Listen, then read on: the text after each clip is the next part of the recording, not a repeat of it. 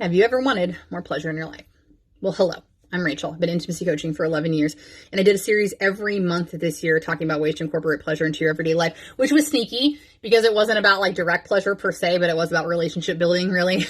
And that's what I want to wrap this series up this year in December, talking about things that I feel like are really hindering us from having the best relationships we could ever have. And today what I want to talk about is blame. Blame, I think, is interesting because it kind of houses both ego and pride, which I did separate videos about, but blame is important because what I tend to find happens to the majority of us humans is that we intrinsically choose to blame other people or other circumstances for what we're going through. And this also then ties into another video I did about radical acceptance, right? So when we can accept where we are and we can accept how we got here, if that's part of it as well, then we can choose to start moving forward faster. We can choose a better feeling, which leads to better thoughts, which leads to more actions. Okay.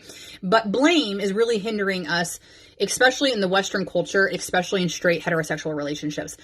Primarily, if you have a dynamic of like more of a feminine and more of a masculine version in your relationship, the masculine version in that relationship is going to have trouble accepting that they have responsibility. That's just who they're conditioned to be. In our culture, we have been taught to believe that men know best, that men have been leading the charge all of these years, all of these millennia, all of these decades, however you want to address that. And so they don't have the ability to see potentially where they could be wrong, or they would never admit it. So they're going to blame it on anything outside of themselves. Now, this is not specific to men. Please hear my heart when I say this, because this was me. I very, very, very, very much had a problem with seeing how I contributed to my own failures or demises. And I wasn't going to accept it. And I wasn't going to vocalize it because then somebody would have thought I was weak.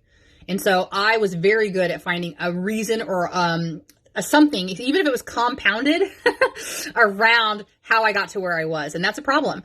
When we don't give ourselves the ability to be flowy, when we don't give ourselves the ability to be curious, when we don't give ourselves the ability to ask questions or choose a different route, then it only harbors negativity inside. There's nothing wrong with being wrong. There's nothing wrong with it. And why wouldn't we? How should we know it all? We are babies as a species here on planet Earth, but I'm only three and a half decades old. I'm only 3.5 decades old in one area of the region of the world. So it's safe to assume I'm not going to know it all. And that should be okay. It should be embraced and celebrated. Then we'll move forward a lot faster. So thanks for listening. That's all I had to say. I'll see you tomorrow. Have a good day.